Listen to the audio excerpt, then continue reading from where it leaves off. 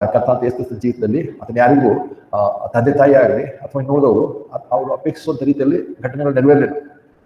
ಒಂದು ದಿವಸ ಇತ್ತು, ಆತನು ಉಪವಾಸ ಇರುವಂತಹ ಊಟ ಕೇಳಿದಾಗ ಆಶ್ಚರ್ಯಕರವಾಗಿ ಕೆಲವೇ ಮೀನುಗಳಿಂದ ಕೆಲವೇ ರೊಟ್ಟಿಗಳಿಂದ ಸಾವಿರಾರು ಜನಕ್ಕೆ ಊಟವನ್ನು ಒದಗಿಸಿದರು.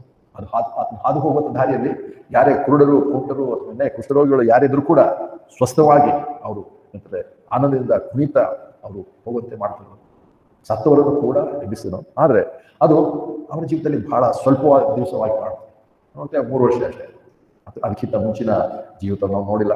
ಆತನ ತಂದೆಯ ಜೊತೆಲಿ ಬಡಿಗೆಯಾಗಿ ಕೆಲಸ ಮಾಡಿರ್ಬೋದು ಅಷ್ಟೇ. ಆದ್ರೆ ಅದು ಸ್ವಲ್ಪ ದಿವಸಕ್ಕೆ ಮುಗಿದು ಹೋಯ್ತು. ಅದು ಕ್ರಿಸ್ತಿಯ ಜೀವಿತ ಅಂತ ಹೇಳುತ್ತೆ. ಅಂದ್ರೆ ಯೇಸು ಕ್ರಿಸ್ತರು ಸಹ ಕೂಡ ಹಿಂದೆ ನಾವು ಮನುಷ್ಯರಾಗಿ ನಾವು ಹಿಂದೆ ನೋಡಿದ್ರೆ ಏನು ಸಂಪಾದಿಸಿದೆ ಲೋಕದಲ್ಲಿ ಏನು ಸಂಪಾದಿಸಿಲ್ಲ ಅನ್ನೋ ಮಾಡ್ತೇವೆ.